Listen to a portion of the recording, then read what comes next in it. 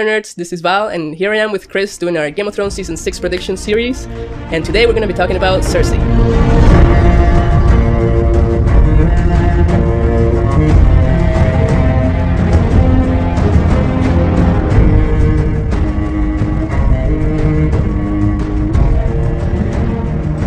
Hey guys, as you can see, I'm here with Val from Because Geek, and we're going to be talking about Game of Thrones Season 6 predictions, and we're going to try to do a couple of these characters a week or every couple of weeks until the season starts. In the meantime, we're talking about Cersei, and we last left her in Season 5 when she had just came off of her Walk of Shame. She's a little bit humbled, although she was left with Qyburn, who had resurrected Frankenmountain, Sir Robert Strong, and she's probably going to be on a hell-bent warpath this season. One of the more general things for Cersei right now is the fact that, the first thing that we will see, I think, is Myrcella's death, right? We have that confirmed. We saw the picture of her body covered with a blanket or whatever. We know this is gonna drive Cersei mad. So then that will go right into the prediction, speculation, that Cersei will not be able to handle the stress and everything going on in King's Landing, and she will just burn it down. Burn that bitch to the ground. And that kind of goes into my prediction as well, as far as an overview of the season, is that Cersei will continue to remember the Maggie the Frog prophecy. Think about that as soon as she sees Myrcella come up on the boat with Jaime, find out another child's dead, and now she's going to do anything she can to protect Tommen. I would think by now her entire life is kind of revolving around this prophecy she thought about in Season 5 as it opened up with that flashback. So now she's looking to protect Tommen at any cost, and she will burn cities to the ground. Yeah, and I think we've seen a lot of foreshadowing for that in the books and in the show. Mostly in the books, where Jaime was thinking of the similarities between Cersei and King Aerys, and how she wants to burn everything down, and she gets super excited about seeing the Tower of the Hand burning. So that kind of tells us that she may turn out to be just like Aerys, and just turn mad from grief, probably. Although Aerys wasn't sad, he was just fucking nuts. Yeah, but there's a similarity where, we know Cersei likes fire, so there may be some wildfire left in King's Landing that she may use. And, I think she just loses control of everything. Yeah, I think there's definitely caches of wildfire left for sure, and I think this kind of goes into one of my personal predictions. I don't know if anybody else thinks this or not, but I think there's going to be a parallel there between Cersei and the Mad King, and Jaime for that matter, because it kind of goes into the Valonqar thing. I think Jaime may end up stopping her from burning King's Landing, or at least attempting to. He had to stop Mad King Aerys, right, and became the Kingslayer. Now he may become the Kinslayer. I don't know if that'll happen in Season 6. That may bleed over into Season 7. Yeah, that's actually really cool, because think about Tyrion. Tyrion is also called a Kingslayer and a Kinslayer. So it would be really cool to see Jaime, his brother, turn out to be the same thing. And we know that in George R.R. Martin's story, history repeats itself. I think it's very possible to see Jaime be the one to kill Cersei. I'm cool with that. Yeah, I think that's why this story is a little more straightforward than people think. I mean, yes, there's a lot of speculation and theory crafting and all that kind of stuff, which is great. But I think that this story is a little more straightforward in the sense that everything we see, everything we hear about as far as prophecy and history all seem to be repeating itself, and it seems to be a very cyclical thing. So for this Valonqar theory, there's some things that I've read. There's many things that I've read, and one of the things that I really like is, we know how Maggie works. You ask her questions and she answers your questions. She's not gonna give you any extra information that you haven't asked about. So the fact that she adds the part about the Valonqar at the end, not in the show, means that it has to be someone related to who she was talking about before. And usually when they don't do something in the show, it's usually because it's too obvious. But maybe because people wouldn't know what the Valonqar is. It would be a weird word to say in the show, unless they put subtitles. So if it's related to what she was already saying, because she wouldn't give her any extra information that she didn't ask about, then it could definitely be either one of her children, so the little brother Tommen, or Jaime, or, since right before that line she had said something about a younger, more beautiful queen. That's a whole other topic in itself, but if you think about it, it could be the little brother or little sister of that more beautiful queen that comes along. So I don't think it's anyone else apart from that group of related people. I've heard people say it could even be someone from the Second Sons, it could be Dario, because Second Sons means, little brother. I think that's a bit too far-fetched. So I think it's a lot more related to what Cersei was already asking about.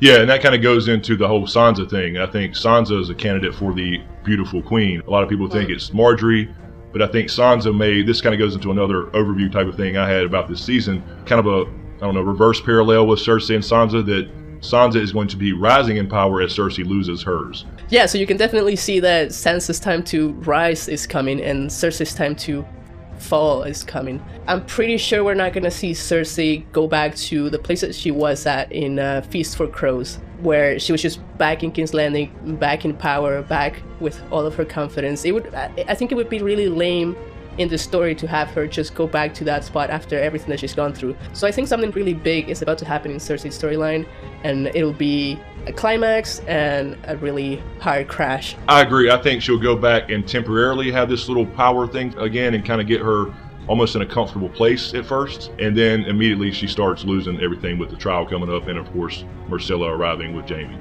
Okay, so I just want to expand a little bit more on that younger, more beautiful queen that will take Cersei's place and why it's most likely Sansa. It's not Marjorie. The reason why it can't be Marjorie is because it's too obvious. We already know that Cersei is suspecting that it could be Marjorie, and that's just a red herring for the viewers. It's just too obvious, right? And you know when something's too obvious, it's definitely not the right answer. So I would scratch Marjorie off the list. Dany is the other option that we have, and the reason why I don't think it's Dany is because I read an article that explained it really well and said that Marjorie is the red herring for Cersei, and then Dany is the red herring for the readers, because Cersei doesn't know about Dany, and we, the readers, know about Dany. So Marjorie is obvious to Cersei, Dany is obvious to us. It seemed to be very obvious that Marjorie was the younger, more beautiful queen, right? But Sansa was also there, coming to court initially to marry into the family and eventually become queen. So even though I think it's probably Sansa, she was already there, but yet at the same time, it's kind of like she was right under her nose and Cersei never even recognized it. So are you saying that means that Sansa was obvious, or? Yeah, so Cersei was kind of obvious at first too. Like, she's the younger, more beautiful queen. She's being groomed for it. She headed to court with Ned Stark when he went initially. And then you thought, okay, well, she's going to be the younger, more beautiful queen. But when do we find out about the prophecy? Right. Yeah, we find out about the prophecy at the beginning of season 5, which is the time when Sansa is already all the way in at the Vale. Okay, so I'm just going to quote God Academy right now, Game of Thrones Academy. You guys are awesome. You have really awesome predictions. The reason why I really like your predictions is because you focus on the history side of things. And I think that's the best way to guess the story, because we know for a fact that George R. R. Martin follows history and he gets inspired by history, right? So Sansa is probably Queen Elizabeth from real life history. And if she is, and I think that relates to the Battle of the Roses, which we know for a fact that George R. R. Martin got inspired from, that is another really good hint that Sansa may be the one. There's a lot of similarities between Queen Elizabeth and Sansa. Both of them were daughters of someone who was accused of treason, and both of them were very unlikely to become queens. Queen Elizabeth didn't have a king. She was queen by herself. They're both redheads. Yes, they're both English, kingless redheads. Everything points to Sansa. In my opinion, I really think it's Sansa. Oh yeah, me too. I agree. Okay, another thing I wanted to talk about is this one prediction I read that is really, really cool. And it talks about how Tommen may be the Valonqar, right? And there's a lot of different ways that Tommen can be the Valonqar. He could turn into a white and strangle Cersei as he's lost his mind and he just wants to kill people as a white. Or Tommen could die and Cersei kills herself. Her suicide would be coming from Tommen's death. So in a way, Tommen killed Cersei. I really like that prediction. I don't think that will be the case. I think Jaime's prediction would be a lot more interesting to see. So you guys know the line where Maggie says, "When your tears have drowned you." Tears could also be tears of Lys, which is the poison that Cersei is very familiar with, because that was the one that was used to kill Jon Arryn. When Cersei wanted to kill herself and Tommen when King's Landing was being invaded by Stannis, Tywin walks in and she saves her from it. She was about to use Tears of Lys. So that could have been foreshadowing the fact that she will use them in the end to kill herself. That could also be another thing. As she's dying from the Tears of Lys, maybe Jaime, the Valonqar Jaime, chokes her as a mercy killing. No, that's a great point on season 3, the Tears of Lys, when she and Tommen are sitting on the throne. Good point, good catch. One thing I'll add about Tommen really quick is I think that Marjorie's going to go to the Faith Militant, whether she really believes that shit or not. And I think Tommen, obviously being her husband, will probably start to separate himself from Cersei a little bit and head over to Marjorie's camp with the Faith Militant. And that could be another way that Cersei and Tommen start to separate. And that will start her on the path to kind of finish up this whole prophecy thing. Okay, to put season 6 for Cersei in some chronological order, I think it starts off in the early episodes with Jaime returning from Dorne with Myrcella's body. Obviously, this is going to drive more of a wedge between her and Jaime, so that's going to start that path, which may lead to the whole Valonqar discussion we just had. I think Cersei would then obviously want to keep her power and want to go to war with the Tyrells and, of course, Dorne for essentially murdering Myrcella. But that will probably drive a wedge between her and Kevan Lannister as well, because he's going to want to remain in power with the Tyrells and keep that alliance together for the sake of power. And I think we'll definitely see Tommen start to resent her because of Marjorie and the whole situation with that. I think, obviously, everybody knows she'll probably demand her trial by combat with Sir Robert Strong, aka Frankenmountain, and that obviously leads to speculation about Clegane Bowl. Clegane Bowl. I just wanted to quickly remind people that Rory McCann, the actor that plays the Hound, was seen staying at a hotel in Belfast where Game of Thrones actors usually stay at during filming. Alright, so remember that. I believe in an 80% confirmation that the Hound will be back. Now, I agree. I think the Hound would definitely be back, at least alive, and I think that's a good ending for him anyway, even if he's just a religious man on the Quiet Isle. But at the same time, we all want that to happen in a way, but is he able to do it? I mean, he is lame. He has some horrendous injuries. Will he be able to fuck with his brother? I think at some point she's going to become frustrated with her Uncle Kevan, because he, again, is going to want to remain in power with the Tyrells. She's going to be all hell-bent on destroying everybody.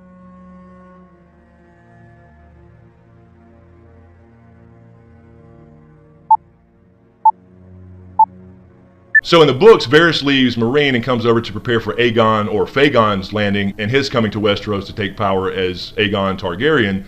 However, in the show, they may have Cersei kind of take his place and kill Kevan herself and Grand Maester Pycelle. She did make a comment back in a previous season about the small council was still too damn big. So yeah, you guys remember when Maester Pycelle made that comment about, you know, the small council is growing smaller, and then Cersei said it's not small enough yet. That's a pretty good foreshadowing for me that she may do something to just make the small council smaller. And we know for a fact that Varys will be leaving Meereen. We know from the leaked filming news that Varys leaves Meereen and says bye to Tyrion, telling him that he's the world's most famous dwarf. So if he's leaving Meereen, he's probably going to King's Landing. I mean, where else is he gonna go, right? Right, I agree. And either way, after Kevan dies one way or the other, I think then she'll probably start a war anyway. And this may lead to what we just discussed earlier about the whole burning down King's Landing thing. We did see Dany's vision in the House of the Undying in the show, which was completely different from the books, but we saw the Red Keep. We saw the ceilings were burnt out. It looked like dragon fire, but of course it could be wildfire, and there are probably caches of that left over from Blackwater Bay. So then I think she probably will try to have Mace Tyrell killed, and of course this is going to have the Queen of Thorns going after Cersei, but the problem is here is she can't just take Tommen down as far as exposing him as being a bastard, because that would in turn take Marjorie down as the actual queen. Yeah, that's a really good point. I hadn't thought of that, actually. Attacking Tommen is not the greatest idea right now. For the Tyrells. Exactly. But during this war, I think that the High Sparrow will probably try to prove Tommen's illegitimacy, so that's going to be even more trouble for both houses. I think the Tyrells are going down, man. Nothing bad has happened to the Tyrells yet. Yeah, I mean, a house with fucking flowers as their sigil, come on. And for me, ultimately this season, Cersei's path is basically that of going down, losing her power, and she's going to try to fuck everything up she can before she loses that power. And I think, again, this reverse parallel with Sansa's going on. While she loses her power, Sansa gains hers in the north. So I think we can all safely assume that Cersei is going to die soon. I'm pretty sure Chris agrees with me that it's probably not going to happen in season 6. Yeah, I agree. I think she makes it through season 6. I think some of this is obviously going to spill over to season 7. We basically just laid out her entire story arc anyway, right? So this could go on through the last season, season 8, but I think this is basically her entire story arc. I think season 6 is going to focus on the smaller aspect of King's Landing and ends up being burnt to the ground. Maybe season 6, perhaps that spills over into season 7. So just to wrap it up here, I think my prediction would be that we know already that the High Sparrow will just go all out this season because of the teaser that we got, the Lannister teaser. And I think that Cersei will go mad, but I don't think that the High Sparrow will win. I think the High Sparrow will give it his best shot, but I don't think the High Sparrow will win. I get a feeling that Cersei will have her last victory against the High Sparrow before her fall. Yeah. So I totally agree with that, Val. This kind of goes off what I said earlier in the video about she will kind of come back up just a little bit before she drops off and becomes nothing.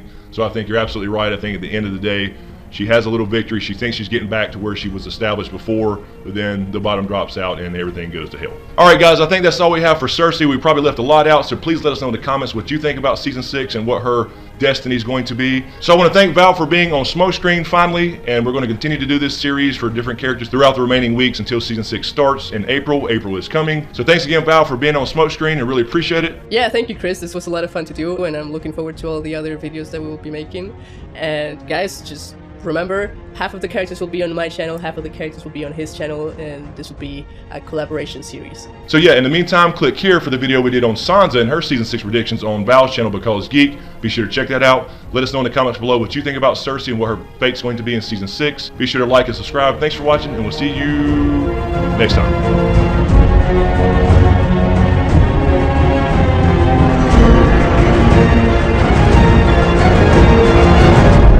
All right, ladies first, I'm going to kick it back over to the...